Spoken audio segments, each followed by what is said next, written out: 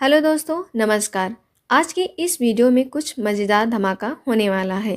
हम लाए हैं वन लाइनर प्रश्नों के साथ साथ एक प्रैक्टिस सेट भी लेकर आए हैं और इसमें 80 से 90% प्रश्न ऐसे हैं शायद ही किसी ने देखा हो। इतने इम्पॉर्टेंट हैं कि जो सीधे हमारे पेपर से ही हमें मिल जाते हैं, देखने को मिलते हैं। यह जो महत्वपूर्ण प्रश्नों का संग्रह है वह सरल से लेकर कठिन की ओर है। तो चलिए शुरू करते हैं। और हाँ, इसकी पीडीएफ टेलीग्राम पे मिलेगी और इसका लिंक डिस्क्रिप्शन में है, जाके ज्वाइन करिए। तो यह रहा हमारा इस वन लाइनर प्रश्न में पहला, यानी कि कह रहा है द्विवेदी युग में ब्रज भाषा कोकिल के नाम से जाना जाता है। द्विवेदी युग में ब्रज भाषा कोकिल के नाम से किन्हें जाना जाता है? ते हो जाएगा सत्यनारायण कवि रत्न को। किन्हें जाना जाता है? सत्यनारायण कवि रत्न को जाना जाता है। आगे देखते हैं, हिंदी का सर वाल्टर स्कॉट यानी कि ऐतिहासिक उपन्यासकार किन्हें कहा जाता है? यह हो जाएंगे वृंदावन लाल वर्मा। इनकी कौन कौन सी रचनाएं हैं? जैसे कि गढ़ कुंठारुआ, झांसी की रानी के रचयिता हैं। आगे देखते हैं, भारतेंदु मंडल के किस कवि को प्रेम घन कहा जाता है? यह तो सभी लोग जानते हैं, बद्री नारायण चौधरी। ये थोड़ा आसान प्रश्नों में है। आगे, बालकृष्ण शर्मा नवीन किस धारा के कवि हैं? ये हो जाएंगे राष्ट्रीय सांस्कृतिक धारा। किस धारा के कवि हैं? राष्ट्रीय सांस्कृतिक धारा के कवि। अगले प्रश्न देखते हैं, उर्वशी के लिए रामधारी सिंह दिनकर को ज्ञानपीठ पुरस्कार कब मिला? यानी कि रामधारी सिंह दिनकर जी को ज्ञानपीठ पुरस्कार कब मिला? कब मिला था? 1972 में। किस रचना के लिए? उर्वशी के लिए दिया गया था। हिंदी का मेघदूत किस रचना को कहा जाता है? ये हो जाएगा आंसू। यानी कि किसको कहा जाता है मेघदूत? ये हो जाएंगे आंसू। किसकी रचना है? जयशंकर प्रसाद की। फणीश्वर नाथ रेणु के मैला आंचल का केंद्र कौन सा क्षेत्र है? फणीश्वर नाथ रेणु के मैला आंचल का केंद्र कौन सा क्षेत्र है? तो यह पूर्णिया के बिहार। गांव का नाम क्या हो जाएगा? मेरीगंज। यह भी काफ़ी ज़्यादा इम्पॉर्टेंट है। आगे देखते हैं, बादल राग कविता के रचयिता कौन है? तो हो जाएंगे सूर्यकांत त्रिपाठी निराला। बादल राग कविता के रचयिता कौन है? सूर्यकांत त्रिपाठी निराला। अगले प्रश्न की ओर आगे बढ़ते हैं, हिंदी में रिपोर्टाज विधा का जनक किन्हें कहा जाता है? हिंदी में रिपोर्टाज विधा के जनक कौन है? ये हो जाएंगे शिवदान सिंह चौहान। इन्होंने कौन लिखा था? लक्ष्मीपुरा। 1938 में इनकी प्रकाशित हुई थी। हिंदी साहित्य का आधा इतिहास किसने लिखा है? यह एक सुमन राजे यानी कि महिला द्वारा लिखा गया हिंदी साहित्य का आधा इतिहास है। ये भी काफ़ी ज़्यादा इम्पॉर्टेंट है। आगे देखते हैं, मनोविश्लेषण आत्मक उपन्यास धारा का प्रवर्तक किन्हें माना जाता है? ये हो जाएंगे जैनेन्द्र कुमार। इनकी कौन कौन से उपन्यास हैं? परख और त्यागपत्र। काफ़ी ज़्यादा महत्वपूर्ण उपन्यासों में से एक है। आगे देखते हैं, आधुनिक काल की गद्य की कसौटी, आधुनिक काल गद्य की कसौटी है, यह किसका है? हो जाएगा निबंध। किसको कहा गया है? निबंध को किसने कहा है? आचार्य रामचंद्र शुक्ल ने के। आगे बढ़ते हैं, युग की अवधारणा यानी कि प्रगतिवाद किस दर्शन पर आधारित है? प्रगतिवाद किस दर्शन पर आधारित है? हो जाएंगे मार्क्सवाद। द्विवेदी युग की वह प्रवृत्ति जिसके विरोध में छायावाद आया। द्विवेदी युग की वह कौन सी प्रवृत्ति है जिसके विरोध में छायावाद आया? तो यह हो जाएगा इतिवृत्तात्मकता। कौन सी प्रवृत्ति हो जाएगी? इतिवृत्तात्मकता। आगे देखते हैं, स्वच्छंदतावाद के करीब कौन सी धारा है? ये हो जाएगा छायावाद। स्वच्छंदतावाद के करीब कौन सी धारा है? तो छायावाद। प्रगतिवाद और छायावाद में मुख्य अंतर क्या है? तो अंतर यह रहा वैयक्तिकता के स्थान पे क्या हो जाएगा? समान। आगे बढ़ते हैं अगले प्रश्नों की ओर। अगला कह रहा है कि प्रगतिशील लेखक संघ यानी कि 1938 में कौन से अध्यक्ष थे? ये हो जाएंगे रविंद्रनाथ टैगोर। अध्यक्ष कहाँ किए थे? कलकत्ता में। यह दूसरे अधिवेशन की बात चल रही है। पहला अधिवेशन कहाँ हुआ था? यह आप लोग कमेंट करके बताइए। प्रगतिशील लेखक संघ यानी कि 1938, इसके अध्यक्ष कौन थे? रविंद्रनाथ नाथ टैगोर। कहाँ हुआ था? कलकत्ता में। आगे देखते हैं, पत्रिका यानी कि रूपाब, इसके संपादक कौन थे? सुमित्रानंदन पंत। पत्रिका हंस के बाद इसके संस्थापक कौन हुए? ये हो जाएंगे शिवदान सिंह चौहान। अभी हमने ऊपर ही पढ़ के आया है कि शिवदान सिंह चौहान किसके जनक हैं? रिपोर्टाज। किनके जनक थे? रिपोर्टाज के। नई कहानी आंदोलन की त्रयी कौन कौन माने जाते हैं? नई कहानी आंदोलन के त्रयी कौन है? ये हो जाएंगे डॉक्टर राजेंद्र यादव, कमलेश्वर मोहन, राकेश। यह भी मोस्ट इम्पॉर्टेंट है, थोड़ा ध्यान रखिएगा। नई कहानी के आंदोलन में त्रयी कौन थे? राजेंद्र यादव, कमलेश्वर और मोहन, राकेश। आगे बढ़ते हैं, बाण भट्ट की आत्मकथा पात्र निपुणिका किस रूप में है? ये हो जाएंगी न्यूनिया। किसके रूप में है? न्यूनिया के रूप में। असाध्य वीणा किसकी है? अज्ञेय की। सृजन का माध्यम क्या था? मौन। सृजन का माध्यम क्या था? मौन। यह भी क्या है? बहुत ही महत्वपूर्ण है। अंधा युग किसकी रचना है? धर्मवीर भारती। लेकिन तो यह इसमें किसका वर्णन किया गया है? तो वर्णन हो जाएगा महाभारत के 18वें दिन की संध्या बेला का। महाभारत के 18वें दिन की संध्या बेला का वर्णन किया गया है। अरुण यह मधुमय देश हमारा, यह किस नाटक में है? तो हो जाएगा चंद्रगुप्त। यह किनका उपन्यास है? किनका नाटक है? ये हो जाएंगे जयशंकर प्रसाद। किनका नाटक है? जयशंकर प्रसाद का। आगे बढ़ते हैं अपने अगले महत्वपूर्ण प्रश्नों की ओर। छायावाद को शक्ति काव्य की संज्ञा किसने दी? छायावाद को शक्ति काव्य की संज्ञा किसने दी? तो ये हो जाएंगे राम स्वरूप चतुर्वेदी। अब मुक्तिबोध की अंधेरे में को लावा जैसा उज्ज्वलंत दस्तावेज कहा, किसने कहा था? शमशेर बहादुर सिंह। यह क्या है? यह भी महत्वपूर्ण है और यह भी। निराला ने शक्ति की करो मौलिक कल्पना का संदेश दिया, किसमें दिया था? राम की शक्ति पूजा में। राम की शक्ति पूजा में। प्रगतिवाद छायावाद की भस्म से नहीं, उसका गला घोटकर पैदा हुआ, यह किसका कथन है? हो जाएंगे डॉक्टर नागेंद्र। किनका कथन होगा? डॉक्टर नागेंद्र। अब हम सोच रहे हैं कि जो सबके कथन है एक वीडियो के अंतर्गत लेकर आया जाए, तो जल्द ही आप लोगों को यह देखने को अवश्य मिलेगा। तो आप लोग यह बताइए कि यह अगर आप लोगों को यह वीडियो पसंद आया हो तो आप लोग वीडियो को लाइक करें, शेयर करें तथा चैनल को सब्सक्राइब करें। तो आगे बढ़ते हैं अपने अगले प्रश्नों की ओर, यानी कि साधारीकरण की अवधारणा के बारे में कौन क्या कहे हैं। तो चलिए देख लेते हैं कि डॉक्टर नागेंद्र का कहना है कि कवि की अनुभूति का साधारीकरण होता है, और श्याम सुंदर दास का कहना है कि मधुमती भूमिका की चर्चा है, और रामचंद्र शुक्ल का कहना है कि सिद्धांत को पुनर्व्याख्यायित करता है। क्या करता है? सिद्धांत को पुनर्व्याख्यायित करता है। आगे बढ़ते हैं, यह इम्पॉर्टेंट है, आप लोग या तो इसको याद कर लीजिए या तो इसको। अब देख लेते हैं, नई कविता में लघु मानव की अवधारणा विजय देव नारायण शाही ने दिया। नई कविता में लघु मानव की अवधारणा किसने दिया है? विजय देव नारायण शाही। मुक्तिबोध अनुभव के क्या कहे जाते हैं? फैंटेसी। इनका क्या हो जाएगा? ज्ञानात्मक संवेदना।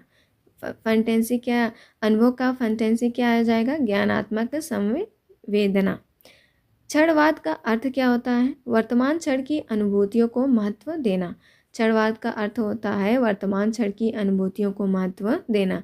प्रसाद के नाटकों का दोष अभिनयता का अभाव है। प्रसाद के नाटकों का दोष अभिनयता का अभाव है। यह किसके द्वारा कहा गया है? यह हो जाएंगे रामचंद्र शुक्ल। रामचंद्र शुक्ल ने कहा है कि इनके नाटकों में कौन सा दोष है? अभिनयता का अभाव है।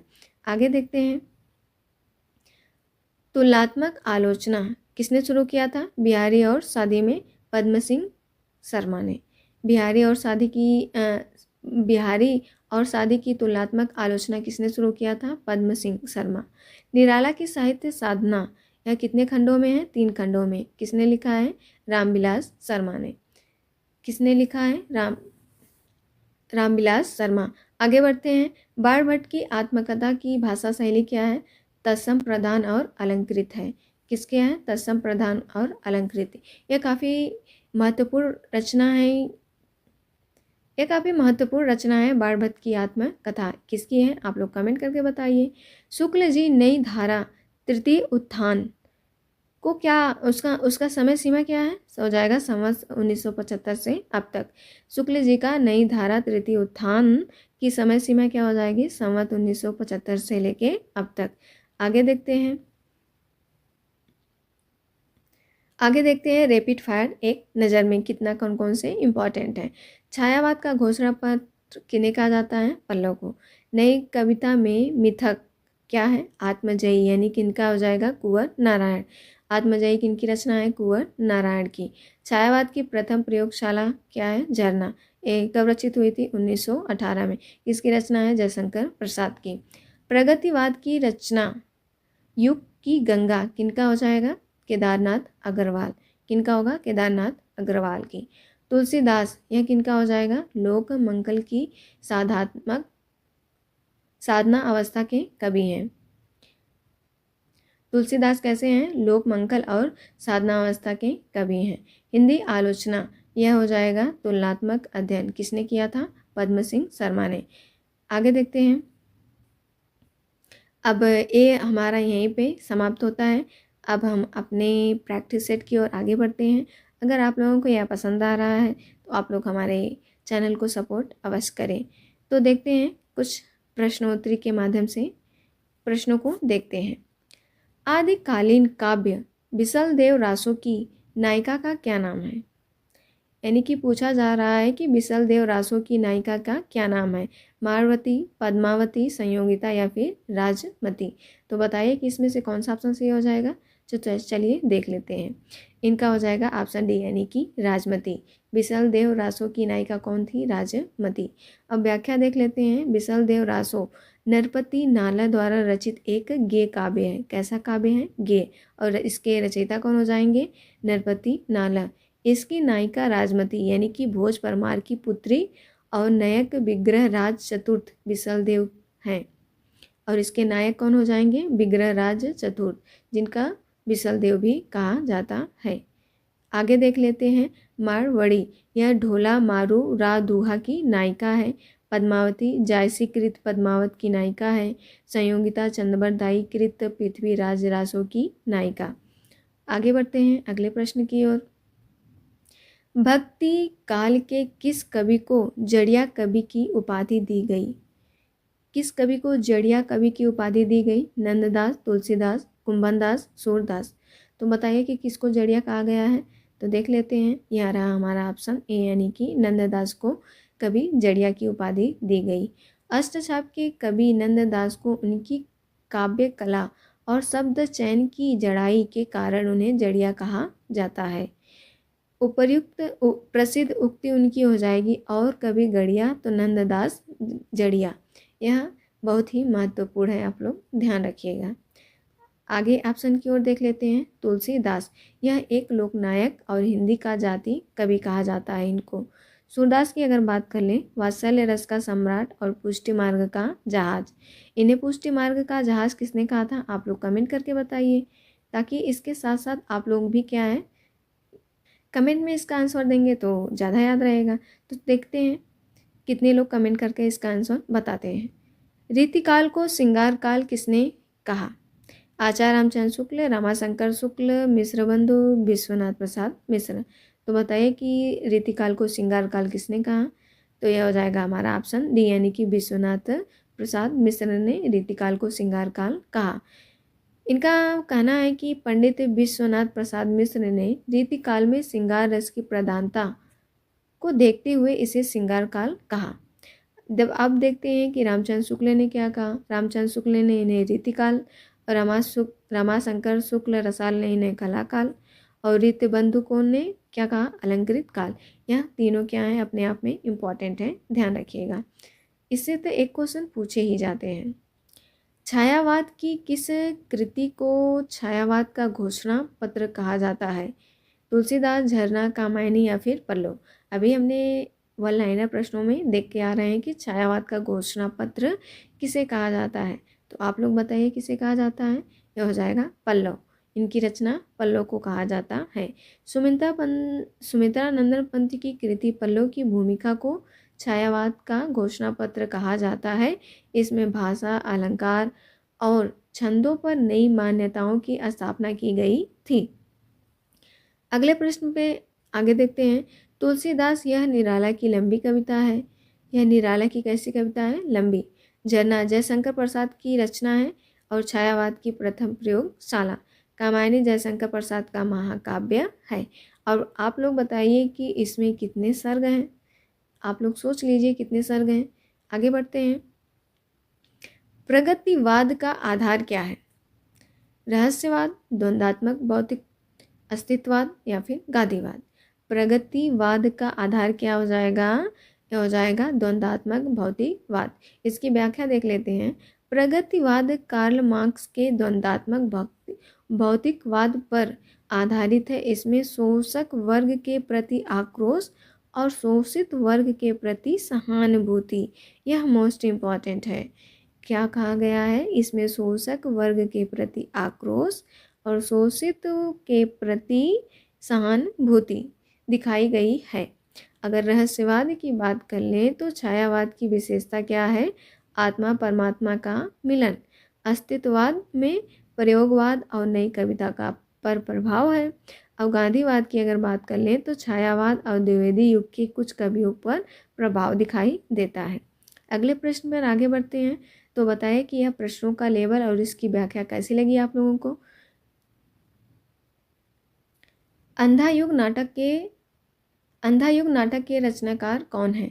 भारतेंदु हरिश्चंद्र, जगदीश चंद्र माथुर, धर्मवीर भारती, लक्ष्मी नारायण मिश्र। तो इसमें से कौन सा ऑप्शन हो जाएगा? ये हो जाएंगे ऑप्शन सी यानी कि धर्मवीर भारती। अंधा युग 1955 में धर्मवीर भारती द्वारा रचित एक प्रसिद्ध गीति नाट्य है। कैसा नाट्य है? गीति नाट्य। इसकी कथा क्या है देख लेते हैं। इसकी कथा महाभारत युद्ध के अंतिम दिन से लेकर कृष्ण की मृत्यु तक की घटना पर आधारित है। यह युद्ध विभीषिका और मूल्यों के विपरण का चित्रण है। यह भी इम्पॉर्टेंट है, ध्यान रखिएगा। अगले प्रश्न पर आगे बढ़ते हैं। आंचलिक उपन्यास की अवधारणा किस रचना से शुरू माना जाता है? गोदान, बलचनामा, राग दरबारी या फिर मैला आंचल। यह हो जाएगा हमारा ऑप्शन डी यानी कि मैला आंचल। किसकी रचना है? फणीश्वर नाथ रेणु। कब लिखा गया है? यह हो जाएगा 1954 में। हिंदी में आंचलिक उपन्यास की शुरुआत मानी जाती है। इसमें बिहार के पूर्णिया जिले के मेरीगंज गांव का चित्रण है। गोदान किसकी रचना है? प्रेमचंद के आदर्श मुख्य यथार्थवाद।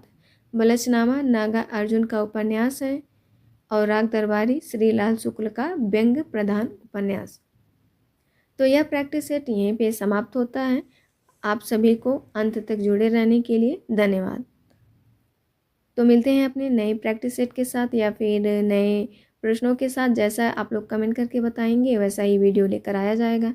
तो मिलते हैं अपने नए वीडियो के साथ, तब तक के लिए धन्यवाद।